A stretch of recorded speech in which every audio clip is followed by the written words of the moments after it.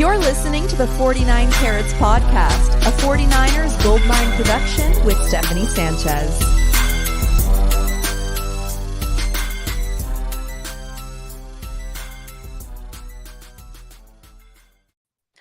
What's going on, everyone? Welcome to another edition of the 49 Carats podcast. It is Tuesday, October 10th, and I'm back. And I got back into Colorado yesterday evening, so I did take the rest of Monday night to just recharge from what was a busy but very fun weekend. And so that's why me and Weston are doing our 49K Player of the Week show today on a Tuesday, but I'm really excited for it. It should be a great one. I'm sure we'll have plenty of nominees, right? But Weston, how you doing today, man? Feeling really spoiled and grateful for it. You just mentioned like, hey, we're gonna have a lot of people, and you and I joked in the very first one, like, hey, this is easy when you win games, right? Like, what's it gonna look like when we lose games? But for so many reasons, an old head like me goes back to that rival. I know people want to say it's not a rivalry anymore because the other team's got to contribute a win here and there for it to go back and forth, but this is still a rivalry to me because when I was growing up, this was the rivalry in the NFL, and I assure you, the Cowboys won more often than the 49ers did. So sweet to watch this game on Sunday evening. There's a lot of history between both teams. There's a lot of, like, I think, like, hatred that goes back many years. Seems like Micah Parsons may be the only one who's not really aware of the history, but 49ers know it all too well. But yeah, I mean, I thought this was an incredible game. For one, like, Levi's was rocking, man. Like it definitely felt like a playoff game to be there. We were loud. Like I can hear my ears just like ringing as I was also yelling every third down, every play. We were trying to get Dak off his game. And of course, you know, this defense did it as well. And what the offense were able to do early in the game, that pretty much it was like a demoralizing and embarrassing loss for the Cowboys. So me as a 49er fan, I loved to see it. You know, you were just mentioning right before the show that your buddy turned it off at halftime, who's not a 49er fan. And, you know, I get that because sometimes when I'm watching teams get their ass beat, I'm like, this is boring. Like, you know, this is one-sided. I'm going to turn it off. But for a 49er fan, we love to see what we saw on Sunday night. We can watch it over and over again. And I think it just showed that the 49ers are a balanced team because they did it in all three phases. They dominated from start to finish, even when they took the starters out, right? I think Uncle Sherm said it best on Undisputed when he was going against Bayless about this, where Bayless was trying to defend something that the Cowboys did well. And they're like, well, we held Christian McCaffrey to 2.3 yards per carry. And Sherm was like, and you still lost by 32 points, right? Like death by 1,000 cuts, right? Like that's what it comes down to. It's just like, okay, you can take one away, but can you take it all away?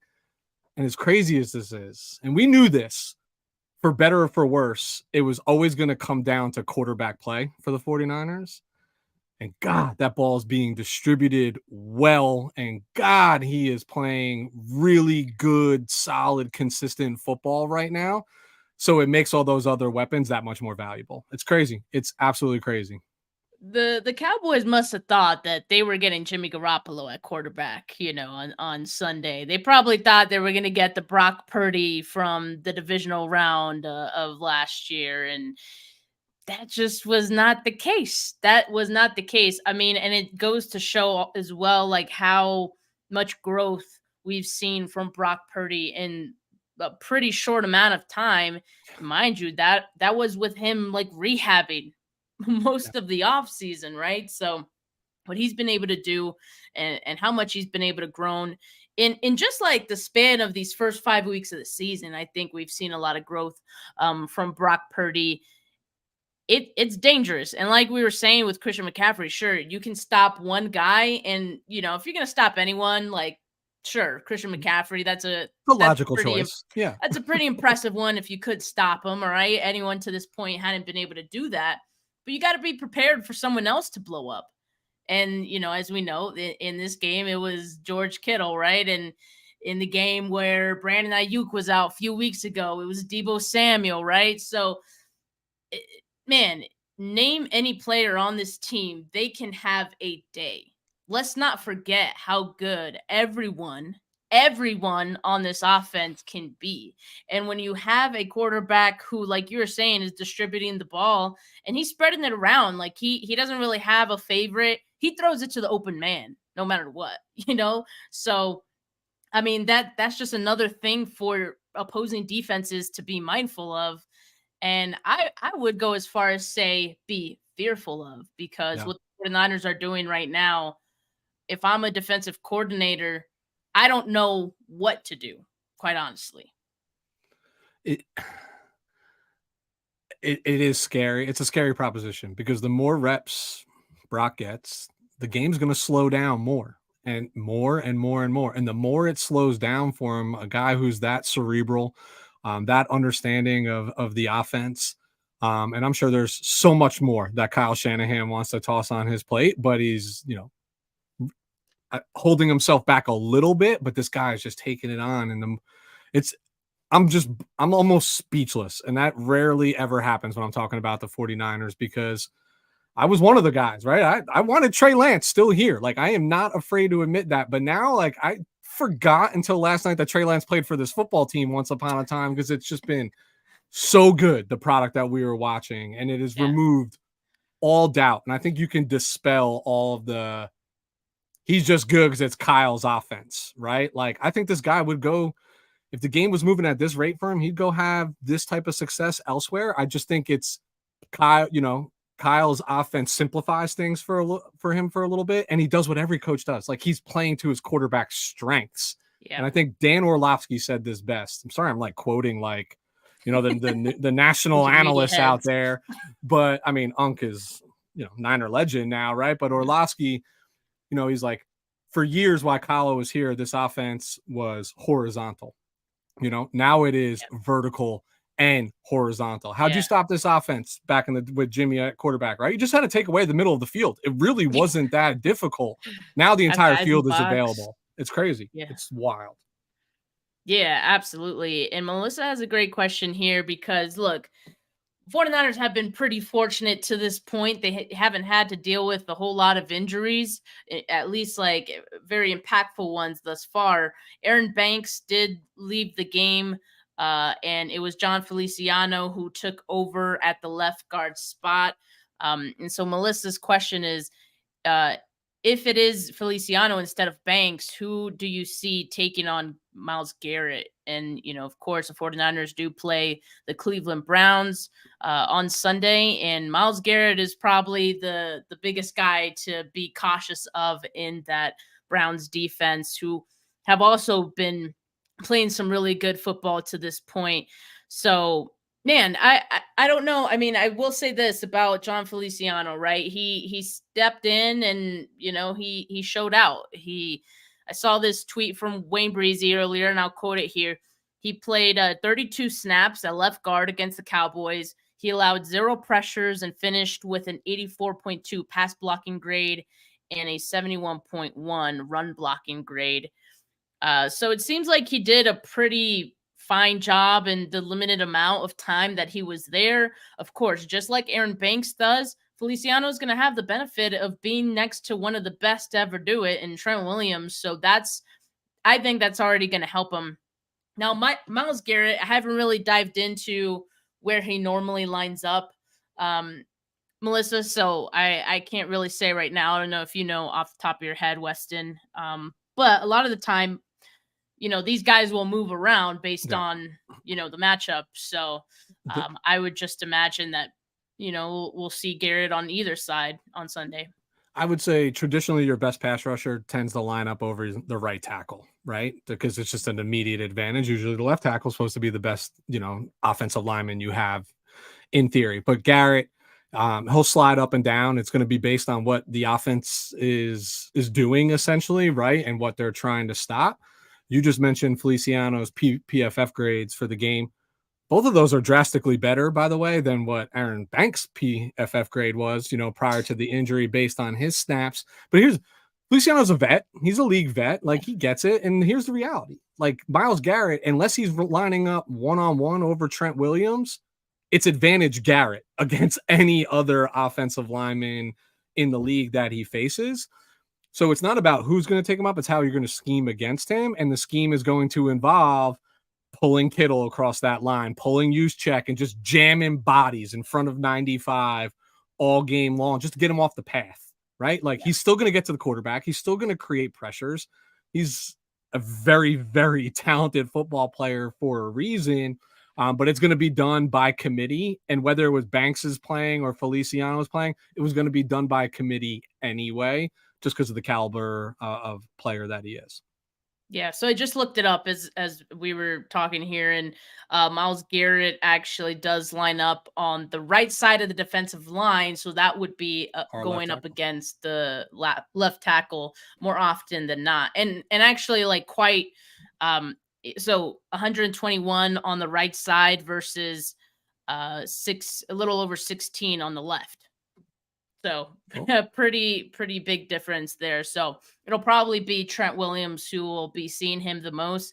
But yeah, I mean, if Feliciano is going to be on that side as well, I mean, he's going to see a share of Garrett too. So just something to be mindful of. But you know, we move. All right. I'm not too worried about it, especially after seeing what the 49ers were able to do in limiting Micah Parsons in this game. Should we just go right into, you know, our candidates here for 49K play of the week? Because I think we might have a few. Yeah. If one comment, if you don't mind, because I know if we just stay on the recap of this game, we could just go the full hour, right? And we'll never get to the player of the week. But one thing I want to change is this now, because this is a traditional like overreaction from a fan base, right? From the team you root for versus the team that you were going against. Based on the way that the Dallas Cowboys, the outcome of that game, the narrative is the Dallas Cowboys suck, right? Like they're terrible. They don't belong on the same field as the San Francisco 49ers, which honestly, I agree with the latter portion of that comment, not being on the same field. Yeah. But when all is said and done, this team is probably going to win 10 games. They're probably going to sneak into the playoffs in some way, shape, or form, right? And that might have a little to do with the NFC overall competition, but still going to be a playoff team, right? And they're consistently a playoff team. They just disappoint in the playoffs. I want the narrative to be more, the 49ers just beat the brakes off a really good football team, because that's what we were told they were, right? Like, and that's what every pundit out there will tell you that they are. So that's my story, is that the San Francisco 49ers, I won't call them the best team in football yet. I say they look like it, but there's stiff competition for that. But this is also styles make fights, right? Like this is, you know, there's going to be teams that give us more trouble that are lesser teams than the Dallas Cowboys, right? It's just style. Yeah. But we match up really well against them, and we did what we were supposed to do. You just beat the brakes off of a really good team, and I want to change that narrative, because I don't want it to come back to Brock being like, well, who has he played? Like, you can only play your schedule. And you guys told me this was the league's best defense, and he torched them. Like, that's the narrative. The 49ers beat a really good football team. I know it's reactionary to say they suck. I've been saying the Dallas Cowboys suck for 35 years because I hate that team more than any team in all of professional football for what they did to me during my childhood. But the 49ers are just a really good football team right now. Yeah, I mean, I think that's fair. I've kind of been in the middle of that too, because obviously, you know, you want to acknowledge how big of a win this was for the 49ers, while also making a lot of fun at the Cowboys. Of course. So you want to call the Cowboys really bad. You want to call them frauds, you know, because they are. But they are still a good team. Like they're in the top, you know, top 10 of teams still. So in that case, this is it was still a test for Brock Purdy, and what he did was nothing short of impressive for that reason. And this was a good Cowboys defense. And so that makes how he schemed it up too, even more impressive. Right. So, add in the fact that Dan Quinn does and has had not Kyle's number, but he he knows what Kyle wants to run. Historically, like he has had really good pulse on what Kyle wants to do offensively, and that's what has allowed the Dallas Cowboys to their defense to match up a little bit better against the 49ers. Now, in this case, in this game, it didn't matter. Why? No. Because again, it made what Brock was doing more impressive, and Kyle Shanahan. I cannot speak right now. But I think it's a little of both. The Cowboys are frauds because I don't think they're at that tier. They're not at the level that the 49ers are. That being said, they're still a top 10-ish team. And this was a good game for the 49ers to show that they are like that. They are one of the best teams in football. And you said one of them, Weston. I think they are the best team in football right now. So, yeah. I won't argue it. We can save that for another, but I do think they're I don't want to anoint us Super Bowl champions just yet, week 5, right? Like it's basically the way it comes. But right now, sure. It's hard to argue that they are not the best team in football. And they will be in every power ranking today that was released that I haven't even looked at. It is what it is. But this league is a week-to-week league, that's for sure.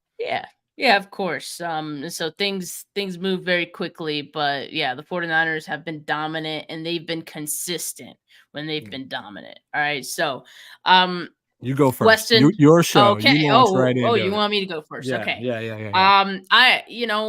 There's a lot of obvious ones. I'm gonna go with one that maybe isn't as obvious. I love it. And in the conversation that we were just having with Micah Parsons and how he actually did line up against Trent Williams quite a bit. And so I'm nominating Trent Williams in this one. Williams played 60 snaps on Sunday. He had 30 pass blocking snaps. He only gave up 1 pressure, 1 hurry. Still no sacks given up this season.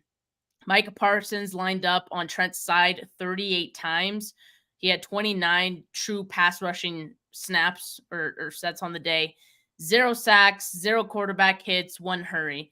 And I get that, he was playing on both sides, but mostly it was on Trent's side. And so that's why I'm giving the nomination to Trent Williams this week for what he was able to do. Quite honestly, we could probably, nominate Trent each and every week, but I know we don't just because, oftentimes what he does goes unnoticed because you don't hear his name, get called when he has a really good block and he's shutting guys down. But in this one in particular, I did want to make sure that we give Trent our flowers and that we acknowledge that he had a great game on Sunday. His own teammates will tell you he's the best player in the NFL. I agree. It's like a travesty and a crime that we can't nominate him every single week. The reality is you just, outside of your contract, you just play a very thankless, not so glamorous position in the National Football League, especially when it comes to things like we're doing here on this show and anointing, the 49K player of the week, etc. Trent has this incredible way of just making me feel like all is right with the left side of the offensive line. You don't have to worry about it. I'm not worried about it. I'm not worried about our quarterback's blind side, and that's all I got. I have nothing to add in terms of statistics, his alignment, what he did, etc. I would argue that I think his PFF grade is probably significantly lower than what it should be. I don't know what he's penalized for. I thought so too. Dude puts up a clean sheet. Why is that not 90 plus, which is what essentially his average is on an annual basis anyway. I'm just so glad he is a San Francisco 49er, and I hope it's at least for another year, maybe 2 after the 2023 season. Yeah, I hope so too. And yeah, it is tough to say things about Trent because he does it on a weekly basis, and most of what he does doesn't always really even show up on the stat sheet. It's hard to quantify what Trent Williams does and vocalize it in words, but we see it, Trent. We appreciate it. The words are 0 words, right? When you go a whole game and you don't hear his name, that man did everything he was supposed to do. Exactly. All right, Weston, who's your first nominee? So it's so funny. Playing with my 5-year-old kid about to come down, start recording. I'm like, buddy, 49K player of the week. And he goes, Daddy, vote for the 49ers for me. He has no idea what I'm asking him, right? He's 5. But has he ever been more right? Like, just vote for the 49ers. You're right. Yeah. The team. Any player on this I team, can't you can argue pick with it. This was legit as close to as a flawless football game that an NFL team can play. So that on both sides of the ball. So I'm going to go outside the box a little bit because we're going to get to the obvious names and we'll leave plenty of time for them. Right. Mitch Wishnowsky. I knew you were going to do it. I can't. I mean, Moody's leaving me hanging these last couple of weeks, just being Mr. Consistent with those extra points. But it's the field position game, which is really, like, think about playing this defense.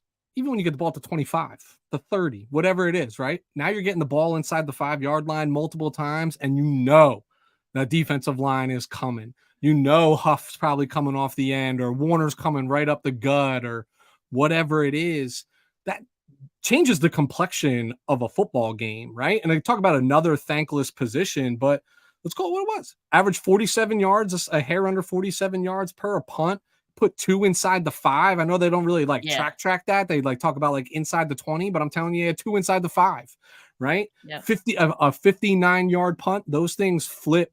Like, we didn't have many bad drives, but when a drive ended in a punt, it was not always a good thing for the opposing team in terms of where they were taking over the possession of the ball. So, it might be one of 10 weeks or, one out of the 17, 18 weeks that I'm going to have the opportunity to throw number 18 up into this conversation. But the secret, the truth here is he's actually been doing this all year. It was just on the national stage on Sunday night. Weston, you're like the anti Jason Aponte because he hates kickers. I do this to burn Jason Aponte. I love Jay, but at every turn, every opportunity, you're always here praising special team players and nominating them for 49K player of the week. I mean, it's impressive at this point. It's impressive, but Wishnowsky, I did think he had a great game as well. It's hard to not notice when you get those punts inside of the 20, right? And credit to Ronnie Bell as well for, pinning one of those down. I think it was within the 5 or something like that, if I'm not mistaken. Yep. So yeah, I mean, okay, I'm not going to argue with you on that one. And, but I don't have too much to say on that one either. So let's move right along. I get it. All right, let's get into the good ones, right? I'm going to go with Brock Purdy. Yeah. I mean, 17 of 24. He had more incompletions than he had in the previous week, and yet this game was so much more impressive for Brock Purdy. 252 yards, 4 touchdowns were a career best for him. And this is, again, against the best defense in the league. And as we were saying earlier, we are making fun of the Dallas Cowboys for what they did, but we also acknowledge that they are a good defense in this league. And this was a big test for Brock Purdy. I mean, we said it multiple times going into this game. This is a big test for him. This is going to be a measuring stick for the offense. Well, they measured far and beyond, and Brock Purdy measured far and beyond what I would have expected him to do in this game. He also had a passer rating of 144.4. Again, people, against one of the best defenses in the league. All right. So let's call it what it is. I mean, what Brock Purdy is doing right now, he's proven the doubters wrong. Each and every week, what more can he do to convince people that he is legit? I don't know. It's not like he drafted himself to the 49ers. It's not like, I get Kyle Shanahan is as good as anyone in this job, but does that mean that no matter what quarterback is in San Francisco, they're always going to be seen as some product of the system? What Brock Purdy is doing right now is way, way, way beyond that at this point. He's raising the ceiling of this offense. I say it all the time. I'm becoming I just keep repeating it, but it's so true. And when you watch him play, it's obvious. It's obvious what he's bringing to the table. It's better than any quarterback we've seen with Kyle Shanahan in San Francisco. Maybe. it could be too early to say, but maybe ever with Kyle Shanahan. Just leave that there. Whoa. I love it. Everything about this was my favorite game that Brock has put on tape so far. And I think this game truly checked all the boxes. Again, I could show you text message chain upon text message chain from NFL fans that are just like, dude, are you serious what this kid's doing right now? And it's the end. What have you seen up and down social media since Sunday night game ended? You've seen him throwing to windows, right? Not two players.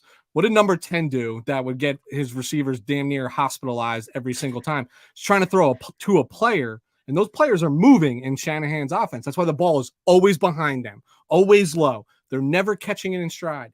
He's putting it to a window. Now, this will come back. It happens to every quarterback. He'll put it in the right window one day, and his receiver won't get there, and it'll be an easy interception for the defense. But that is the way that this offense is built, is put it to the spot. Let the receiver go make the play. We could bring up dart after dart. This man was pegging all over the field. My favorite, I want to say was it on the Ayuk penalty where it got called back 3rd and 2, right? It was like 3rd and 2 or whatever. That was the one that he threw like kind of over LVE, right? No, so not in the middle of the field. I'm talking about it was like basically like a flag to the outside. It was like 3rd and 2. That was another one that he threw to Ayuk. It was 3rd and short, and they show it, and you can see it. It's clear as day. Like the underneath guy's open, and it was Debo, right, with a little bit of space. Yeah, quarterbacks of the past take that 10 out of 10 times. It's just the dude thinks differently, and that's what I said earlier. Like you don't have to you can't just take away the middle of the field anymore. The whole field is available. Does he have Josh Allen's arm or, no. Herbert's arm? No. But he can put the ball anywhere on the field. Anywhere on the field, and he does it with anticipation, and he does it where his receiver only can make the play. It was unbelievable, Steph. It was unbelievable, this performance by Brock. It really was. I'll say this about Brock, and it kind of reminds me of like thoughts I've had about Talanoa Hufanga as well. Because Talanoa Hufanga was a guy who, as a safety, has some limitations. He's not the fastest dude. At times he was very over-aggressive in his career. He was, overshooting a guy, and he was missing tackles, things like that. But what Hufanga had was a work ethic, and he worked hard at what he did, and I think he's also a very smart player.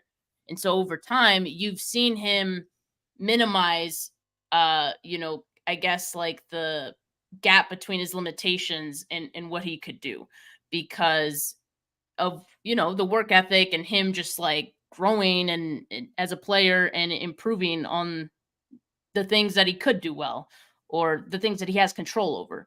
I kind of see Brock Purdy as the same thing because, we know he does have limitations, but those limitations have not mattered, and it's because he has this ridiculous football IQ. He's so smart.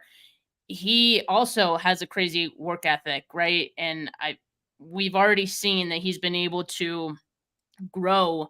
Like look at week 2. I make the the comparison of week 2 to what we saw on Sunday because week 2 was when he missed 3 guys, somewhat deep, and look at what he did Sunday. He was hitting some deep throws, 20 plus more than I think we've ever seen him do.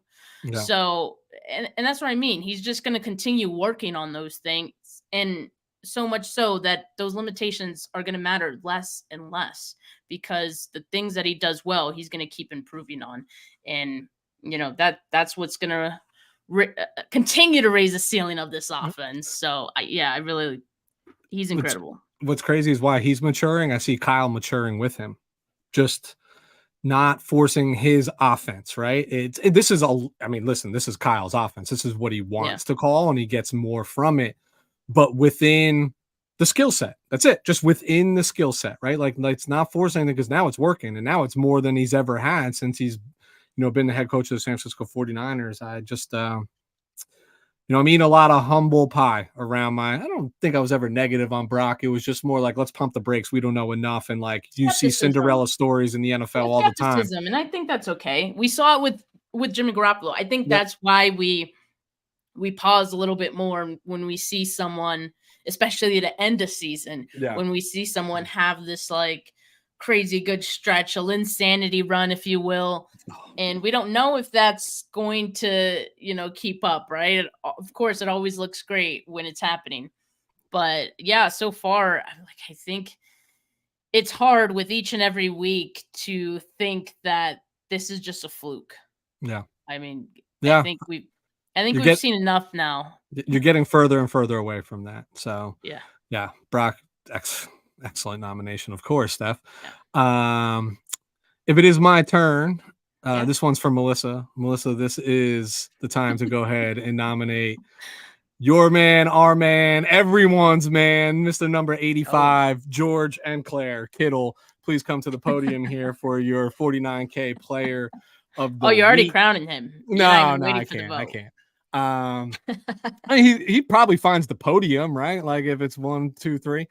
That being said, look, I mean, there's 3 catches, 67 yards, modest game, but in terms of like production, but hey, all three of those catches just happened to be touchdowns while the game was still a game, right? Like none of it was Yeah. necessarily mop up duty. I mean, he had the first 2, and then I think he had the 4th, right? So yeah, because then McCaffrey ran one in, and then he had the 4th to make it whatever it was, 28-10.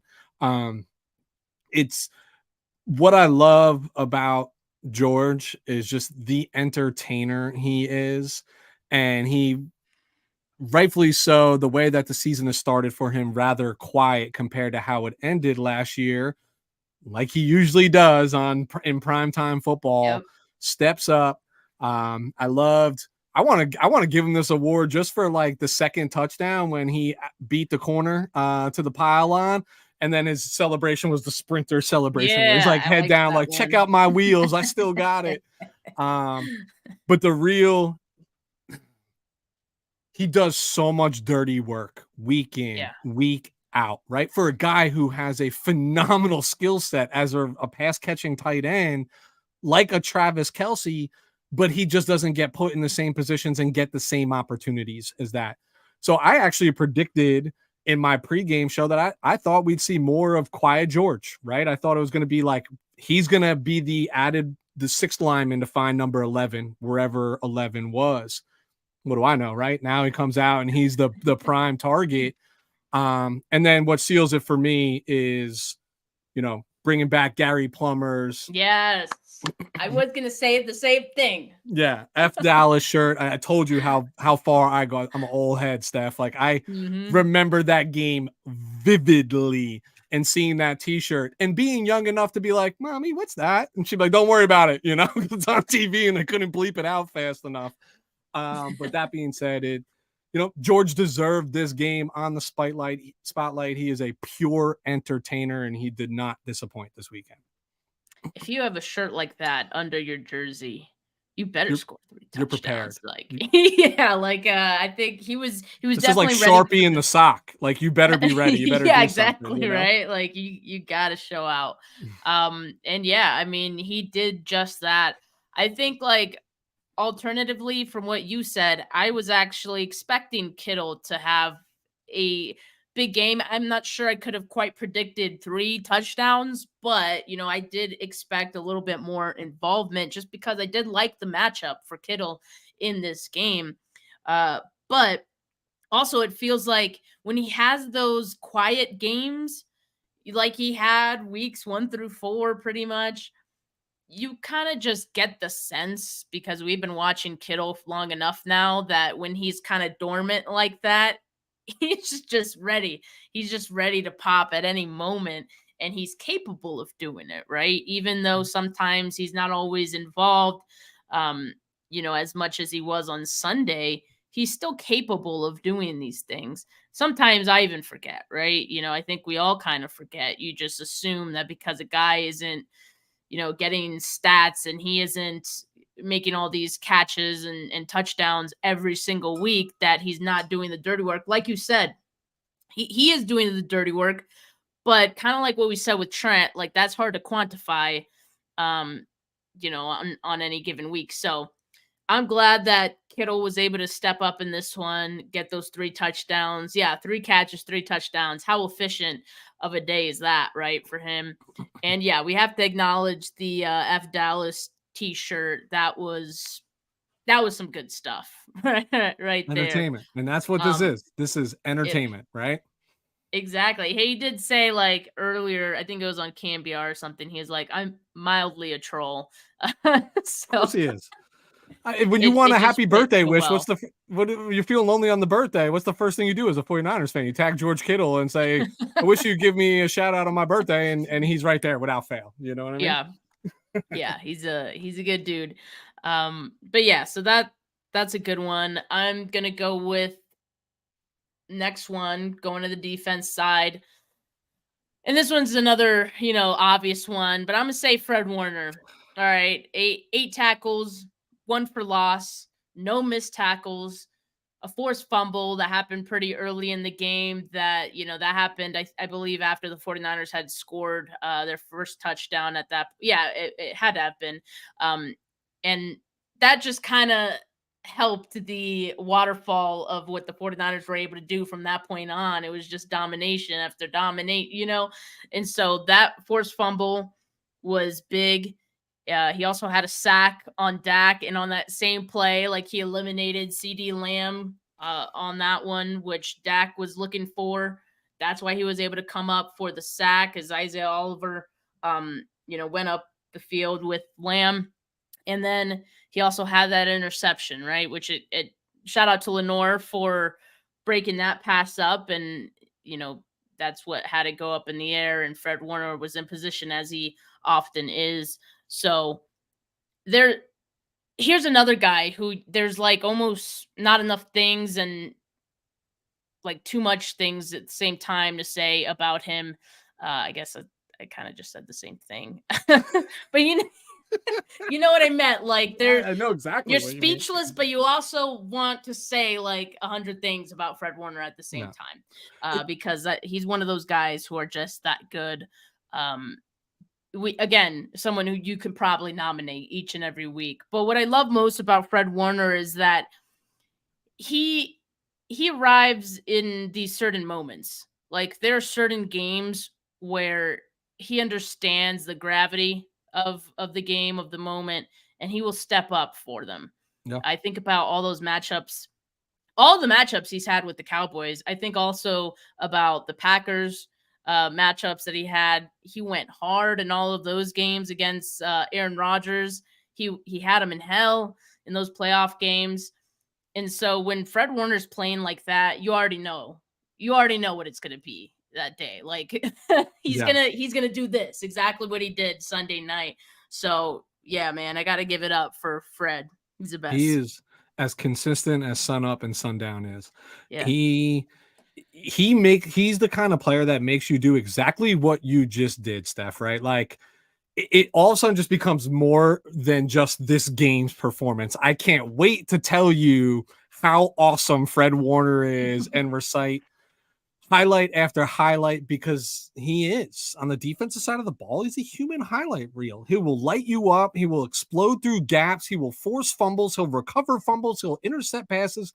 He'll carry wide receivers, not tight ends, wide receivers up the seam of a football field.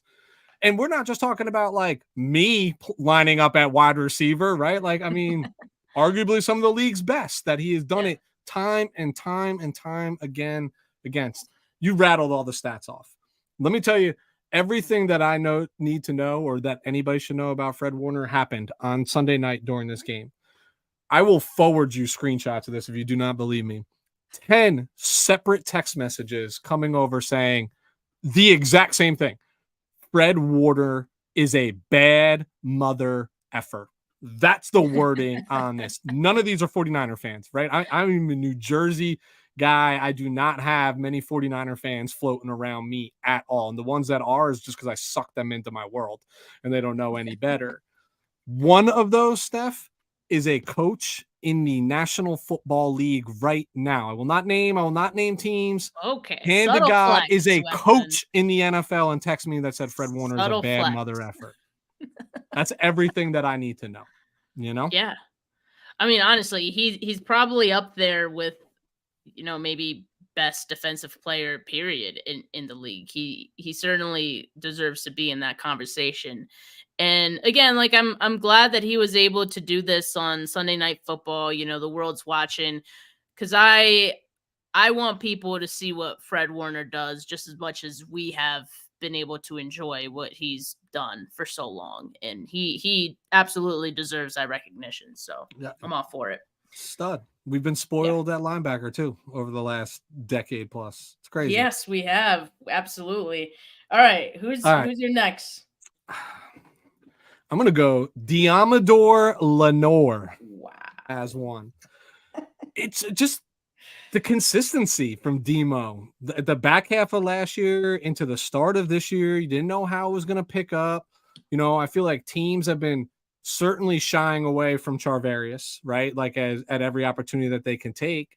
And they're now starting to shy away from Demo as well. I mean, he had 5 targets, gave up 2 receptions for 14 yards with a long of 8, right? He had a pass breakup. I mean, you're talking about a PFF cover grade of 85.9.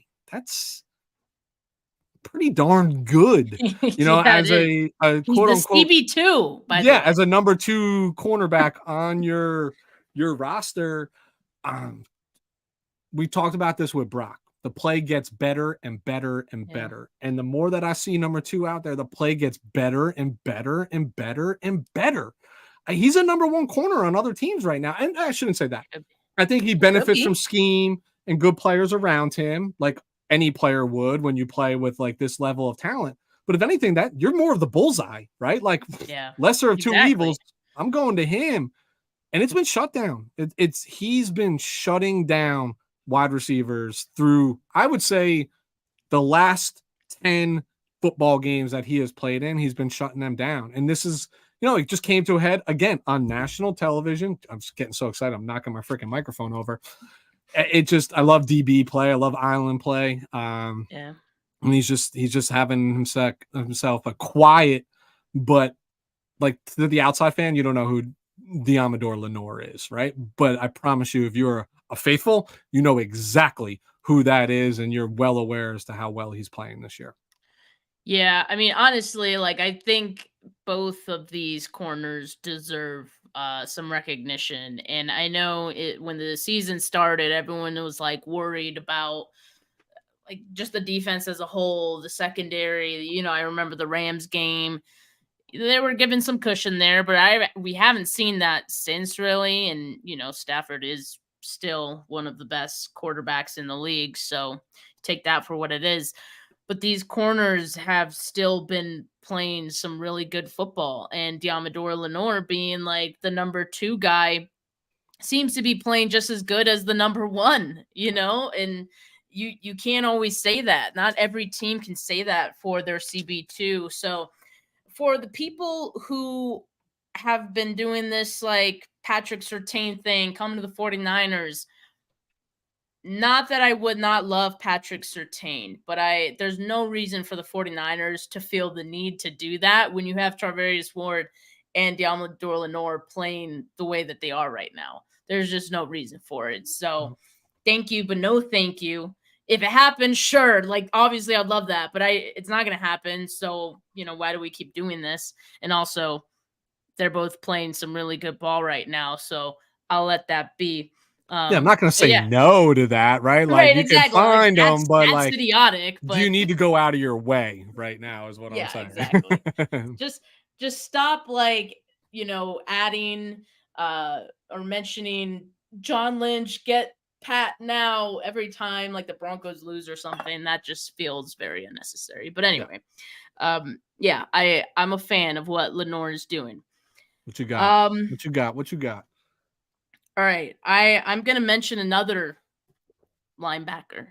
Do it. Because I think what he did on Sunday, because of what Fred Warner did, it was kind of overshadowed a little bit. And I don't want to let that happen because he was great within his own right. And he continues to play at a high level. And he's a great compliment to what Fred Warner does out on the field. They're 2 peas in a pod out there. Dre Greenlaw, 5 tackles, 2 for loss. He also had a sack on Dak Prescott. He only allowed 2 catches in his coverage for 2 yards. 2 yards, people. He also had a pass breakup. Both him and Fred were all over the field, sideline to sideline. The Cowboys couldn't get anything going on the outside because these 2 guys were just so freaking fast and they were getting to everything. So I got to give credit to Greenlaw as well, because I think his performance was up there with Fred's as well. What's the most important thing he didn't do in this game, Steph? No penalties, but that's now 2 games in a row with no penalties, right? Yeah. I mean, listen, we were all holding our breath when he power slammed the dude on the sideline. I was like, early in the here game we go. too. We were all like looking around. I was like, at least this one's real early in the game, right? This one doesn't feel like it'll hurt in a big moment. And whoever I think it was not who's the Gene was a Sterator, the Sunday night like official consultant. It was like, well, the contact started inbounds. I was like, all right, that works for me.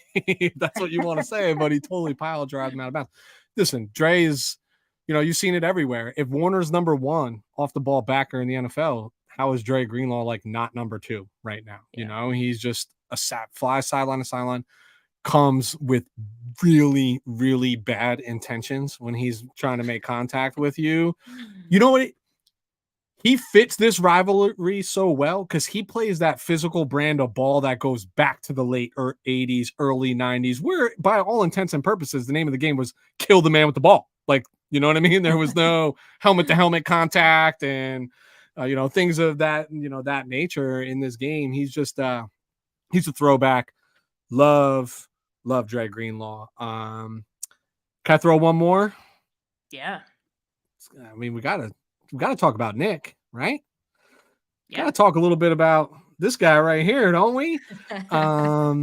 Again, it's not glorious to the outside fan in terms of like he didn't have a 3-sack game or a Khalil Mack 6-sack game, but he had 7 pressures, right? He walked out of that game with a sack. He hit the quarterback 3 times, hurried the quarterback, caused all sorts of havoc up and down that line. And they were staying away from him in terms of like running, like they weren't running the ball at Nick Bosa. Like he literally changes the complexion of a football game. You stay away from 97 when you see him out there. And that alone, based on the way the rest of his defense is playing, you can have your 120 million guaranteed, sir. Thank you. Keep doing what you're doing. But in another PFF grade of 91 plus. I mean, he's got to be at this point in the top 3 highest rated defensive players in the league, according to PFF, which most people kind of quote as Bible, right? In some capacity, from a ranking of a player. He's just another guy, just consistent. And guess what? Everybody relax. He will get home. I promise you, he will get home, and the sacks, it'll start to avalanche, snowball effect totally. Maybe as soon as Randy Gregory gets out there, right? And if he becomes as effective as the 49ers hope and think that he might when they traded for him, just a few days ago, he could be that guy that opens things up for Nick Bosa. Clearly, to this point, maybe they weren't really happy with Clinton Farrell and Drake Jackson, maybe weren't moving the needle as much. But yeah, I mean, I agree. Again, Nick Bosa is also one of those guys who you can name every single week. Totally. We are so spoiled. And, we have everyone now and again, we do have to nominate him because he does have some, stellar performances more so than others. So yeah, that's a good nomination. I do have one more, but it will be the last one for me. Totally. All right. Do you have any more after that? Depending on who you say right now, I might just say I might just have an honorable mention. That's all. Okay. Yeah, I was on the fence of making this one an honorable mention. Your show, Steph. You do whatever I wanted you to want. Just go ahead.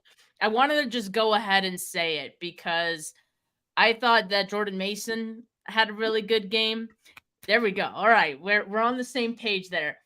And he actually had a better day on the ground against the Cowboys than Christian McCaffrey did. And look, there were a couple reasons for that. We already mentioned that the Cowboys were selling out to stop Christian McCaffrey doing all they could to limit him. They were successful for the most part in that.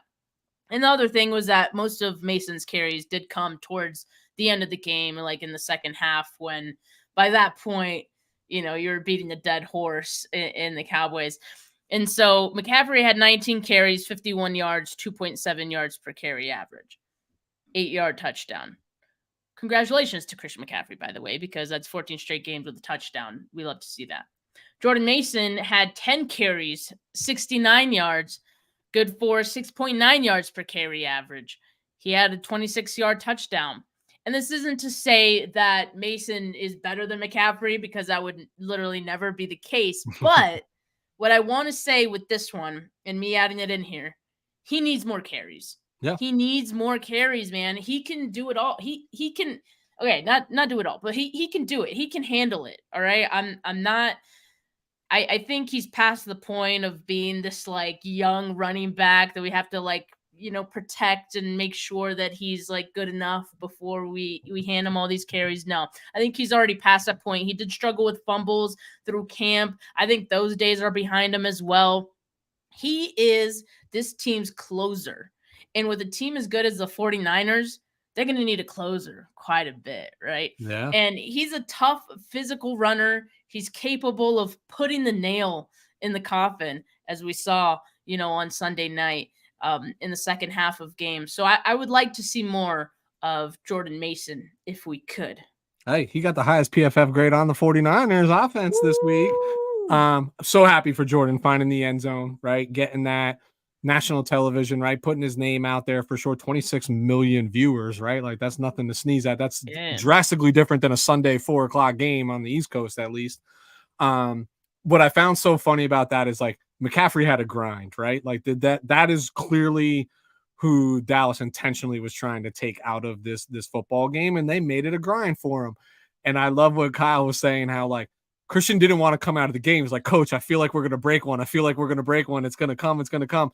And they did break one. It just happened to be JP bringing it to the house versus Christian, which is fine. Christian's going to get plenty all year long, like not worried about it. But it's just, isn't it crazy how football players feel that? Like they just know like the break is coming. The break is coming. Yeah. Like you just know the momentum and understand the flow of a football game.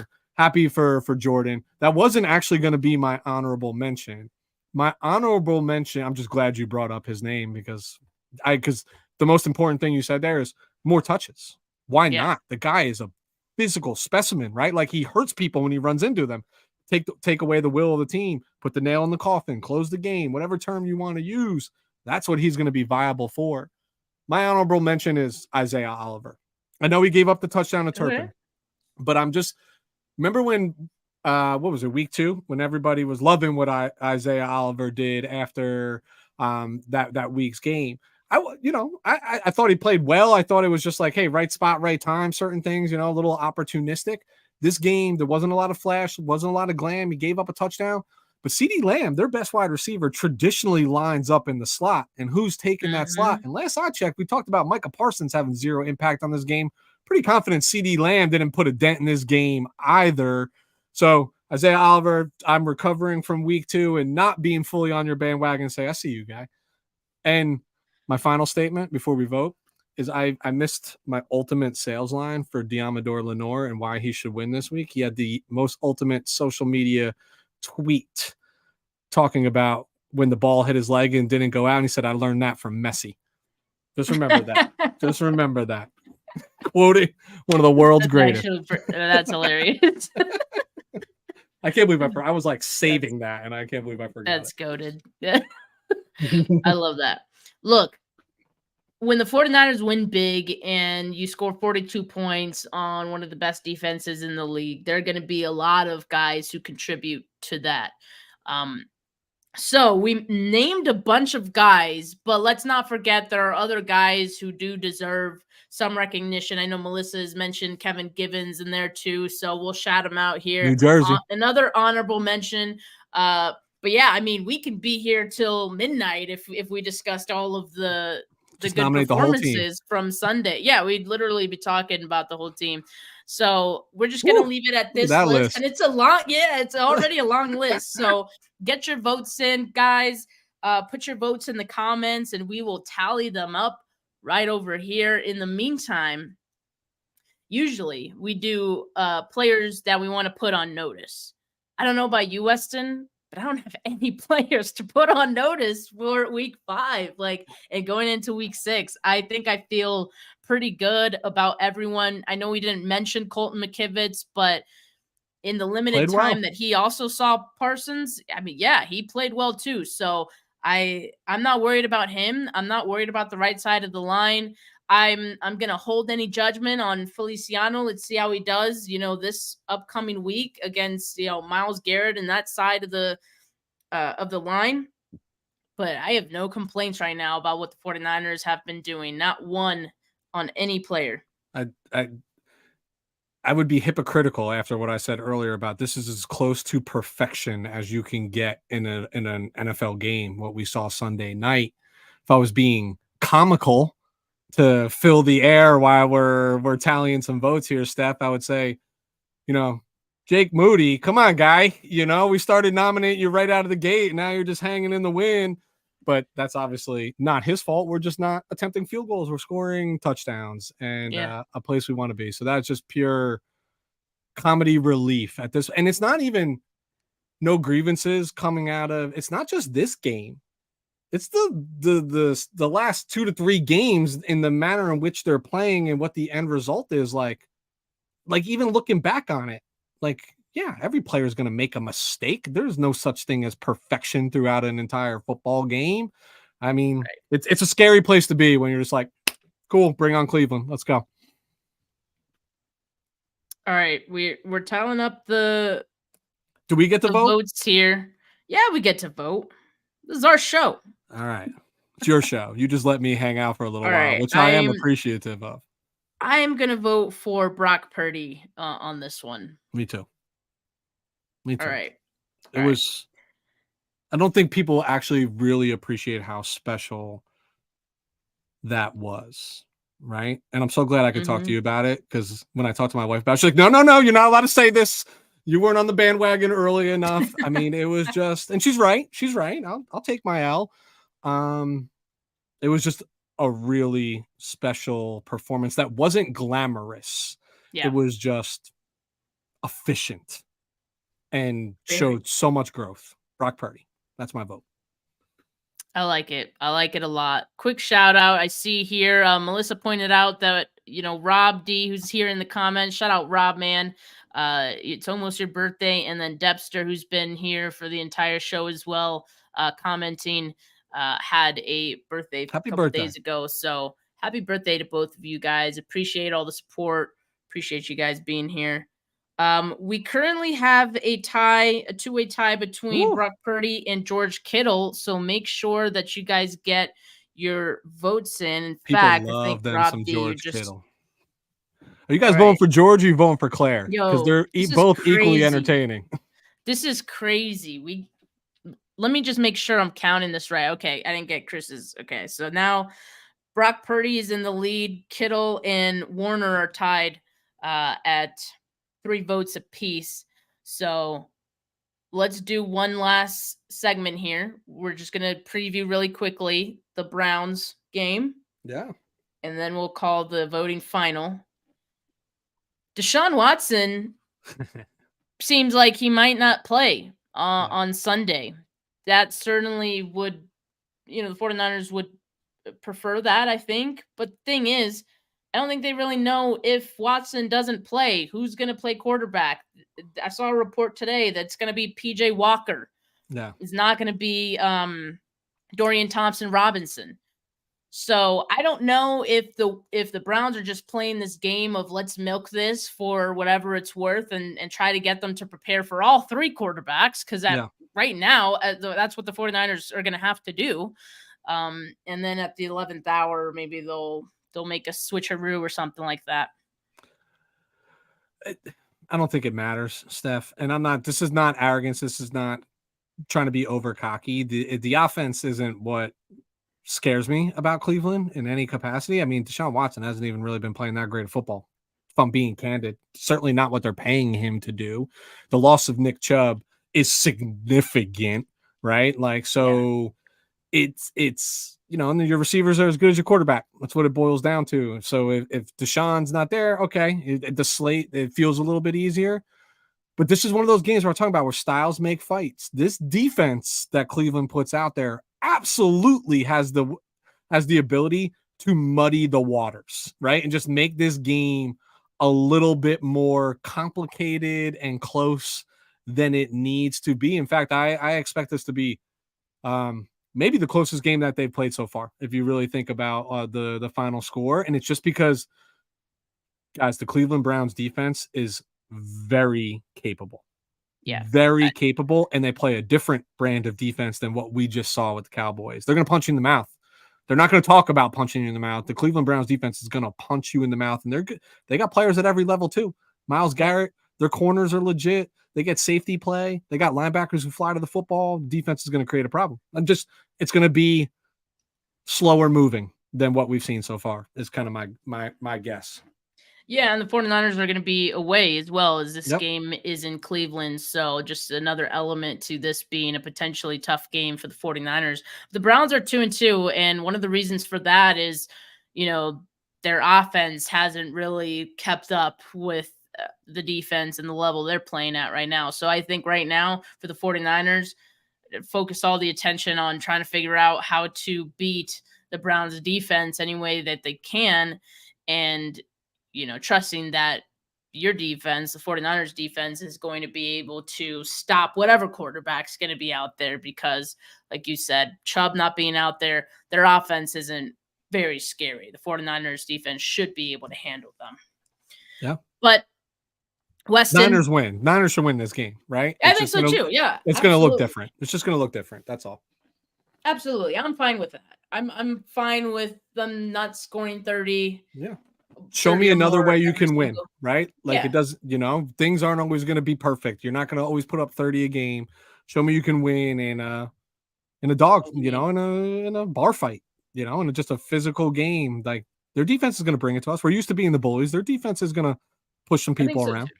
I think so too. They're not, their defense, they're not made up of frauds like the Cowboys are. You couldn't resist. Just one last one. I just had to throw it in there. All right. We have our 49K player of the week. You guys have selected Brock Purdy as this week 5's 49K player of the week. And we have a two-way tie for the 25K player of the week because we had votes for Kittle and Fred Warner.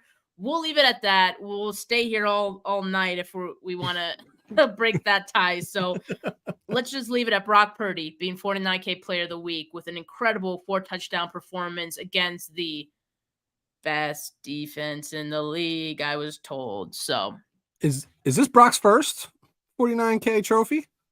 Let's see. I don't think so. I think he won in week 3. And I think week 3 was the Giants game. Yeah. Okay. You're like, yeah, that sounds about right. That makes sense. Yeah. Alberto Soto is asking, so Brandon Ayuk or over Debo for fantasy? Yes. Yeah, I'd probably say yes in this matchup, only because, I think BA is good enough that he can beat anyone on his own. He seems to be a favorite target of Purdy's right now, and he's gonna get his. Like, he's gonna get open, more than I could see Debo getting open. So he's gonna get 7 to 10 targets every game the rest of the season. It's gonna be about production, and his separation at the top of routes is like silly. Insane. It's really, really silly. Like you said earlier, Purdy's throwing it in, or pockets, windows where he's seeing guys get open and he's getting it in there. So Brandon Ayuk, I think, is a prime candidate for getting his, even in a very tough matchup like it's going to be against the Browns. So I'd start him. But this isn't a fantasy football advice podcast. So if anything goes wrong, you don't come back to us blaming us, right, Alberto? All right. Weston, it's been fun, man. Yeah. Like we said, these episodes are going to be a lot of fun when we're winning games. So let's enjoy it. All right. Have anything else to say? Nah, same week in, week out, win or lose. It's always go Niners. Go Niners.